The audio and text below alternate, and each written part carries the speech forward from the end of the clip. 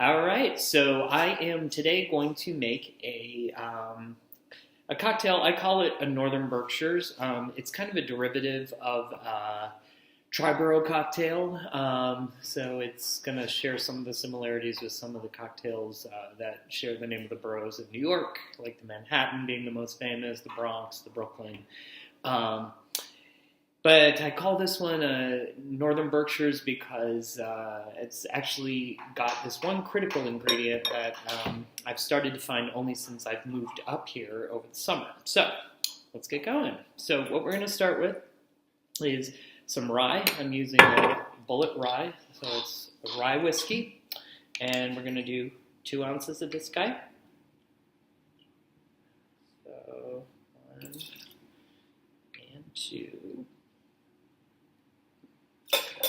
We always want to measure, of course, because, you want to be able to zero in on the precise. We're going to go with some punt mace, which is a fortified red wine. We're going to do a half an ounce, half a pony of this guy. If you don't have punt mace around, it's not terribly expensive, but if you don't have any punt mace, any fortified red wine will do. You can use like a sweet vermouth would be perfectly fine. Your standard martini and Rossi is going to work. Some maraschino. You can also use Kirschwasser, any kind of light cherry liqueur. Half an ounce of that as well. You most assuredly do not want to use something like cherry herring. It's going to be way too heavy. And then the pièce de résistance is this Zirbenz stone pine liqueur of the Alps. And I freaking love this stuff.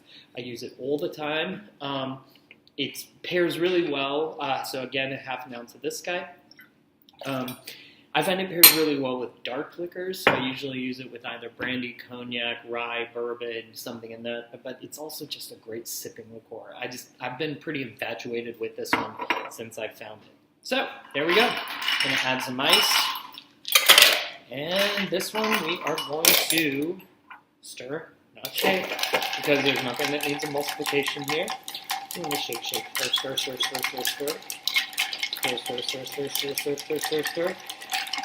And when you think you're done, you're about halfway done. So we're going to stir a little more. Stir. And you start to see the outside of the glass frost up a little bit there. And like I say, I use just a chopstick. And we are going to now strain this guy into a chilled coupe.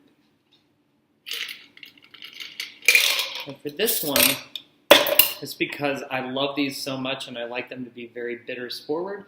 I'm just going to use a little bit of this spruce shoot bitters, and I'm just going to dash it right on the top there.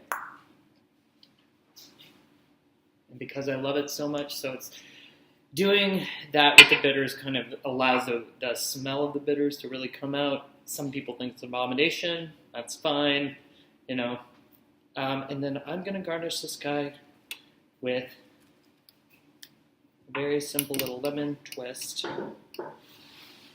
Just because it'll make it pretty and you'll get a little bit of a citrus nose on it. So, a Northern Berkshires cocktail. Cheers.